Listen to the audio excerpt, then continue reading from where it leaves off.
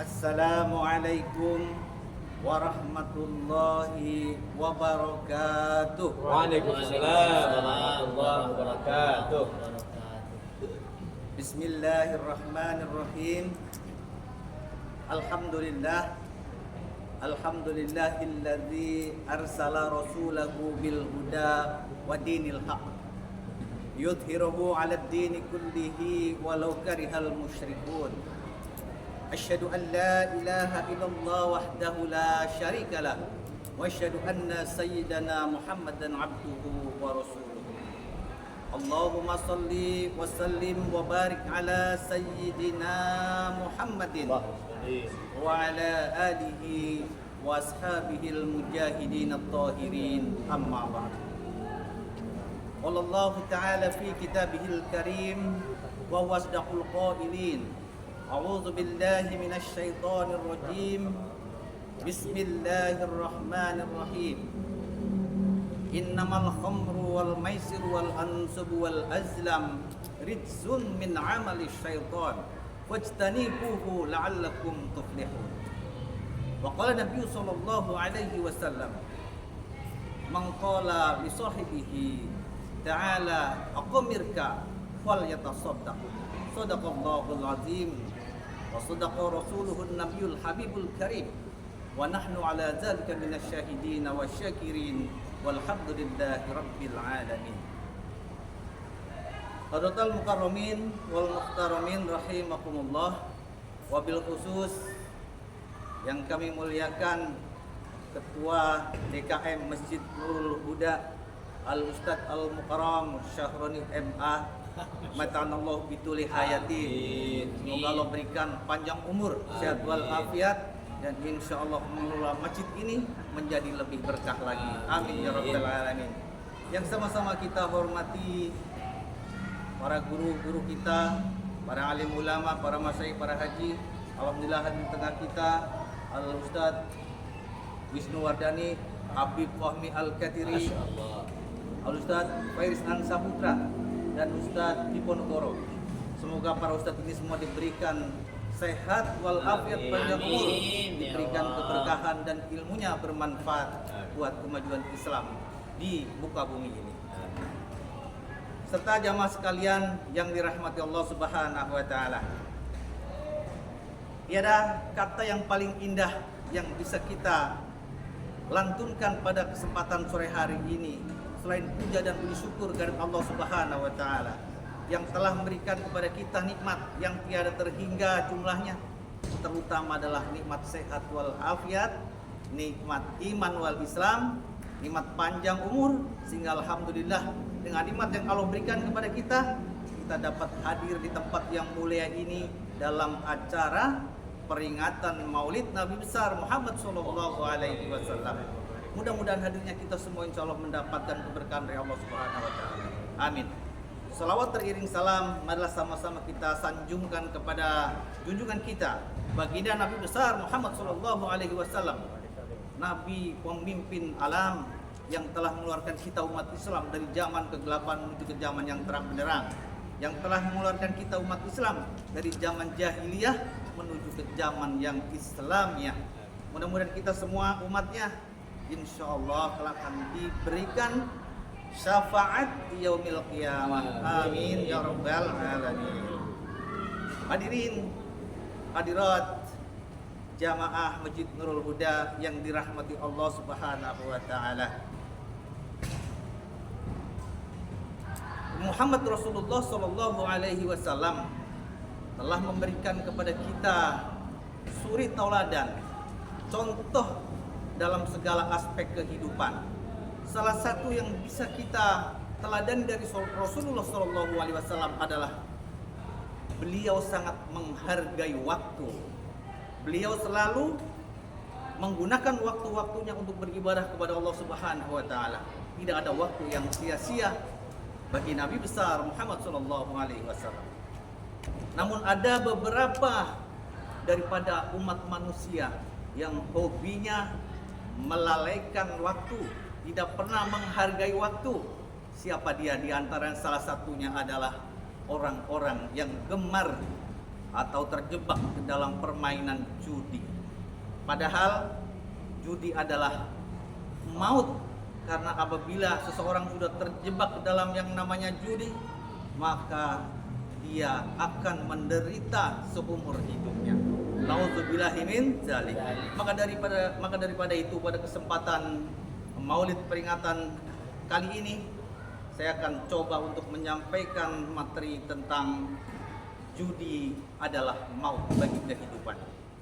Hadirin jamaah yang dirahmati Allah Subhanahu wa taala, para ulama mendefinisikan judi sebagai suatu perbuatan atau suatu kegiatan yang berbentuk permainan, tetapi di dalamnya ada unsur pertaruhan. Jadi itu poinnya, bahwa setiap segala sesuatu kegiatan permainan yang di dalamnya ada unsur pertaruhan, itu yang disebut dengan judi. Judi itu sendiri ternyata mengikuti perkembangan zaman, hadirin sekalian. Jadi tidak hanya kita yang ikut perkembangan zaman, tapi judi juga mengikuti tren perkembangan zaman. Dahulu kala di zaman jahiliyah, bentuknya maisir atau judi itu, misalnya ada dua orang, A dan B, punya unta, masing-masing punya unta. Untanya dilombakan suruh lari duluan. Siapa yang menang untanya, maka dia yang menang, dan unta yang kalah diambil oleh pemilik unta yang menang. Kemudian ada juga judi yang lain bentuknya. Dahulu di zaman jahiliyah ada namanya budak, ya Bapak Ibu ya. Jadi budak itu boleh diperjualbelikan. Saat itu budak diadu, budaknya Tuan A sama budak Tuan B berantem. Nah, yang menang boleh mengambil budaknya yang kalah. Itu yang namanya judi pada zaman dahulu dan zaman jahiliyah. Mudah-mudahan sekarang sudah nggak ada lagi ya Bapak ya, orang yang punya budak dan orang yang punya unta pada berjudi dengan hal-hal seperti itu. Tapi ketika sekarang kita mendekati zaman yang serba digital, zaman yang serba global, di mana sekarang teknologi sudah berkembang, maka judi mengikuti perkembangan ini ya. Jadi dengan berkembangnya internet, dengan berkembangnya teknologi HP, sekarang judi juga masuk ke dalam HP. Dulu ketika seorang hendak berjudi, maka dia memerlukan tempat. Dia pasti keluar dari rumah untuk mencari tempat berjudi, sehingga kelihatan, oh si A senangnya berjudi, si B senangnya berjudi, ngumpul dia berjudi. Tapi sekarang orang judi bisa di dalam kamar, orang judi bisa sendiri. Selama dia memiliki HP, selama dia memiliki jaringan internet, dia bisa berjudi di dunia maya tanpa orang lain mengetahuinya. Nauzubillah min dzalik. Jadi itu, judi adalah sangat-sangat merusak sendi-sendi kehidupan kita. Hadirin yang dirahmati Allah Subhanahu wa taala, perlu saya sampaikan beberapa data yang saya peroleh dari Kemenkominfo dengan dari Kementerian Politik dan Hukum tentang judi online yang ada di Indonesia saat ini. Terdata di data bahwa di tahun 2024 sampai dengan bulan September kemarin ada sebanyak 2.370.000 orang yang terdeteksi melakukan judi online. 2.370.000. Banyak sedikit Bapak Ibu? Banyak. 2.370.000 terdeteksi melakukan perjudian online. Dan Bapak Ibu tahu 80% adalah mereka yang dari masyarakat ekonomi lemah ke bawah. Tahu proporsinya, komposisinya? Anak-anak di bawah 20 tahun menyumbang 13% daripada jumlah 2,37 juta. Berarti 520.000. Kemudian yang paling banyak adalah usia 30 sampai 50 tahun. Ada 1,6 juta warga Indonesia yang terciduk dalam quote and quote melakukan tindak pidana judi online. Dan yang selebihnya ada 40% 30% itu sebanyak 1,3 juta di atas 50 tahun masih juga melakukan judi online. Aki-aki. Maka sekarang 50 tahun Bapak umurnya berapa? 53, Pak. Nah 53 enggak judi online kan? Nah, insyaallah. Nah, insyaallah. Jadi PPATK kemarin sudah memblokir 5.000 rekening yang terindikasi ada aliran dana untuk judi online. Mudah-mudahan kita semua dihindarkan dari judi online ini semua. Amin ya rabbal alamin. Bapak Ibu yang dirahmati Allah Subhanahu wa taala, lantas bagaimana pandangan Islam terhadap judi itu sendiri? Allah berfirman dalam surat Al-Maidah surat 5 ayat 90. A'udzubillahi minasyaitonirrajim. Bismillahirrahmanirrahim. Ya ayyuhalladzina amanu innamal khamru wal maisir wal ansub wal azlam rijsum min 'amalis syaitan wajtanibuhu la'allakum tuflihun. Yang artinya adalah, hai orang-orang yang beriman, sesungguhnya meminum khamr, berjudi, berkorban untuk berhala dan mengundi nasib dengan panah adalah merupakan perbuatan setan. Maka dari itu fajtanibuhu, maka jauhilah perbuatan-perbuatan itu la'allakum tuflihun, agar kita semua memperoleh keberuntungan. Hadirin yang dirahmati Allah Subhanahu wa taala, mengapa sih Allah melarang kita untuk tidak mendekati judi? Ternyata dalam ayat selanjutnya, ayat 91, Allah tegaskan, innama yuridus syaiton ayyakuni